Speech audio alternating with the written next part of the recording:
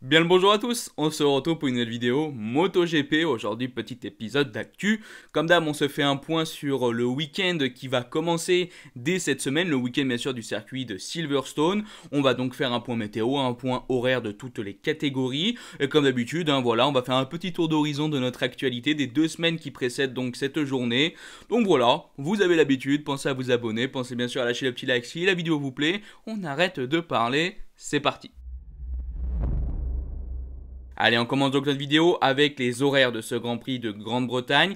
Pour les journées du vendredi et du samedi, on retrouve donc la catégorie MotoGP avec 1 heure en plus. C'est aussi la même chose pour les autres catégories. Donc attention, ne ratez pas les horaires, ne venez pas trop tôt. Il y a donc 1 heure en plus comme je vous l'affiche.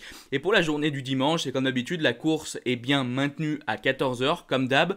Mais du coup, on retrouvera le Moto2 après le MotoGP à 15 h 30. Allez, on passe donc maintenant à la météo de ce Grand Prix. La journée du vendredi, du samedi et du dimanche. Alors tout d'abord pour vendredi, c'est un peu la même chose pour samedi et dimanche. On devrait quand même avoir le matin un beau soleil, pas de souci. Et il y aura potentiellement, normalement dans l'après-midi, des nuages pour ces 3 journées, comme vous le voyez. Alors maintenant, nuage ne veut pas dire pluie, mais c'est vrai que quand il y a des nuages, il peut aussi y avoir de la pluie. Mais normalement, on devrait avoir 3 journées ensoleillées le matin. Et voilà, des journées un petit peu plus nuageuses l'après-midi. Mais normalement, pas de pluie pour ce Grand Prix d'Angleterre. Et comme premier sujet, j'avais envie de parler de quelque chose que j'ai trouvé assez marrant.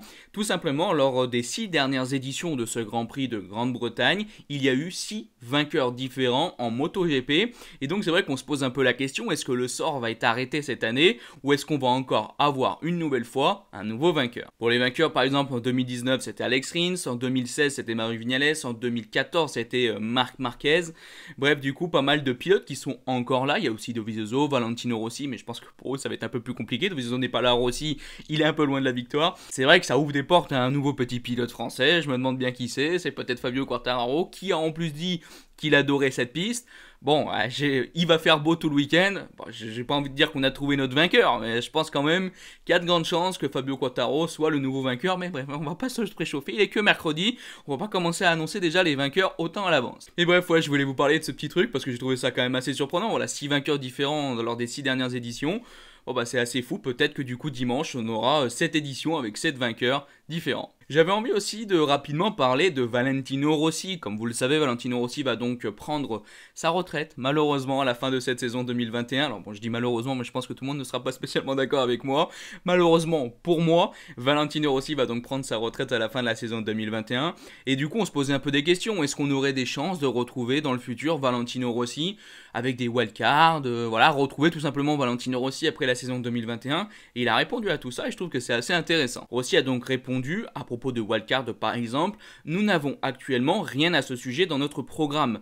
Mais dans cette carrière, j'ai appris qu'il vaut mieux ne jamais dire jamais. À ce stade, je n'y crois pas, parce que contrairement par exemple à Dani Pedrosa et Cal Crutchlow, j'ai le problème d'être plus âgé. Mais pourquoi pas? Je pense que piloter une MotoGP va me manquer. Peut-être qu'il y a une chance d'en faire un. C'est définitivement quelque chose qui va beaucoup me manquer. Alors pourquoi pas? Oh, le petit message, c'est quelque chose qui va beaucoup nous manquer. Oh, Valé, tu vas nous manquer aussi. Tu vas nous manquer aussi, mon petit Rossi. Ah là là là là, c'est... Moi, je vous avoue qu'en fin de saison, même si les résultats sont cata, tout ce que vous voulez, même si c'est sûr, voilà, Rossi devait partir, ça devenait compliqué pour lui, mais franchement, en fin de saison, voir Rossi partir, ça va faire quelque chose. Je pense que ça va faire vraiment un grand vide, donc même si à 46 ans, il veut faire une wildcard sur je ne sais pas quelle équipe, bah on tend les bras. Enfin moi personnellement je tends les bras et j'aimerais vraiment voir ça. Parce que oui, je le redis une nouvelle fois, Rossi c'est pas qu'une question de niveau. Ok, aujourd'hui il n'a plus réellement le niveau pour jouer la victoire, le podium, tout ça, même le top 5, même le top 10. Mais Rossi c'est un emblème tellement fort que je pense qu'il fait bouillir un petit peu notre petit cœur, il le fait battre. Juste avec le fait d'être là en fait. Il n'y a même pas une question de résultat, c'est juste le plaisir de voir Rossi, de voir cette idole et de voir aussi le pilote qui nous a fait rêver et qui nous rappelle, moi voilà, je vois aussi, je me rappelle de tellement de moments forts, tellement de moments incroyables. Ça fait partie, je pense, de la magie du MotoGP. Et pour tous ceux qui ont un âge plus âgé que le mien et qui ont vu les débuts de Rossi, enfin, vous devez avoir des souvenirs tellement loin. C'est bizarre de dire ça, que Rossi, ça y est, c'est terminé, que la retraite est actée à la fin de la saison 2021.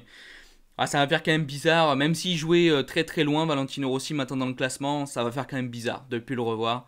Et ouais, ça fait un petit coup quand même au cœur. Pour continuer, j'avais envie de faire un peu un sujet sur Marc Marquez. Vous le savez, les épisodes d'actu sont souvent marqués par une petite news sur Marquez. En même temps, ça parle d'actualité. C'est quand même le but. C'est d'aussi couvrir un petit peu l'état physique de Marquez, comment les choses évoluent. Et c'est vrai que je pense que je l'ai plutôt bien fait au vu du nombre d'épisodes où j'ai parlé de Marquez. Et on va continuer parce que j'aime bien faire ça. Vous savez, j'aime bien le pilote. J'aime bien aussi suivre l'actualité de Marquez. Je pense que ça intéresse quand même pas mal de gens. Et du coup, il a fait une grosse interview où il est revenu sur énormément de sujets, des choses vraiment très intéressantes. Donc comme d'habitude, vous le savez comment je marche, je vous lis mot pour mot son interview et on revient après sur tout ça. Marquez commence donc cette interview en disant « Je pense que le Marc d'avant la blessure pourrait se battre pour le titre sur cette moto. Je ne pourrais probablement pas gagner autant de courses qu'en 2019, mais je pourrais me battre pour le championnat du monde et être dans le top 3 très souvent. Et je le pense pour une raison simple. Sur les circuits où je n'ai pas ressenti la limitation physique, où je l'ai moins ressenti, j'ai été bien meilleur. Mais je ne peux pas toujours compenser moi-même, la moto doit m'aider. Et elle ne le fait pas maintenant. Ni moi, ni le reste des pilotes Honda. Maintenant, mon physique me permet de piloter une moto, mais pas de faire de la magie. Si j'étais loin derrière les autres pilotes de la marque, je penserais que quelque chose ne va pas. Mais je suis en avance sur eux, malgré 2 courses manquées. Ma motivation est plus forte que jamais. C'est le premier moment vraiment difficile de ma carrière. Quand tout se passe bien, tu ris, tu es heureux et tu deviens fort. Mais c'est dans ces moments-là qu'il faut montrer son potentiel et se battre. Le moyen le plus simple serait d'arrêter et de revenir dans 1 an ou 2, quand je me sens prêt. Mais ce n'est pas mon style. Mon style est de souffrir pour m'améliorer et récupérer et m'amuser d'une certaine manière. En ce moment, je souffre. Ah, tout ce qu'on peut dire, c'est que c'était quand même un gros morceau, une grosse interview, mais je l'ai trouvé absolument ultra intéressante. On avait l'impression que j'allais sortir un mot de ouf, mais non, c'est juste ultra intéressante qui m'est venue à l'idée. En fait, Marquez, ce que j'aime, c'est que suivre son état physique, c'est intéressant parce qu'on voit aussi la bataille d'un pilote. On a pu aussi en parler un peu plus rapidement, c'est vrai, avec Martin, tout ce mental qu'il faut, cette détermination qu'il faut pour revenir. Quand Marquez il dit ça serait plus simple de revenir dans 1 ou 2 ans, enfin, tu te rends compte quand même à quel point aujourd'hui sa capacité physique est limitée. Alors c'est vrai qu'on peut aussi se dire, peut-être qu'il dit ça pour essayer de se jeter des fleurs, machin, bon, c'est vrai qu'on peut voir aussi ça, je peux pas empêcher les gens de penser ça. Moi personnellement, c'est pas ce que je pense, je vois pas Marquez comme ça. C'est pas parce qu'il se met à jouer un podium, c'est pas parce que Marquez il se met à jouer une victoire, que ça y est, physiquement il est au mieux de sa forme et qu'il ment sur tout ce qu'il dit. Non, c'est juste que Marquez, on le sait, c'est un pilote extrêmement fort. Et même s'il est limité, s'il a 2-3 petits trucs qui tournent dans son sens, il peut quand même jouer le podium, il peut jouer la victoire. Et c'est ce qu'on a vu une nouvelle fois en Allemagne et en Autriche. Mais Marquez, il reste très limité et tu le vois quand tu fais une sorte de moyenne, tu vois que globalement, il n'est pas capable de jouer le podium comme à l'habitude. Aussi, les gens ont peut-être oublié un peu qui est Marquez. Mais Marquez, c'est un mec qui, sur tous les circuits, peut jouer la victoire. C'est pas un mec qui joue le top 5 sur tous les circuits, c'est un mec qui joue la victoire, minimum du minimum le podium sur tous les circuits. Donc si tu vois un jour Marquez 7ème, puis 3ème, puis 8ème, puis non, ça c'est pas le vrai Marquez et ça démontre bien qu'aujourd'hui sa capacité physique est vraiment très difficile. Et puis c'est vrai, il y a le dernier souci, comme il le dit, je peux pas faire de la magie à propos de cette machine. Ah bah c'est sûr que cette Honda 2021, tout ce qu'on peut dire c'est que réellement les pilotes n'en sont pas réellement fans. Hein. Paul Espargaro il ne fait que cracher sur la machine, Takaki Nakagami il est un peu salé, c'est la même chose pour Alex Marquez, et même Marc Marquez qui pourtant a souvent plus que redoré le blason de Honda et même défendu cette machine, aujourd'hui on voit bien que bon, il n'y a personne pour défendre cette moto.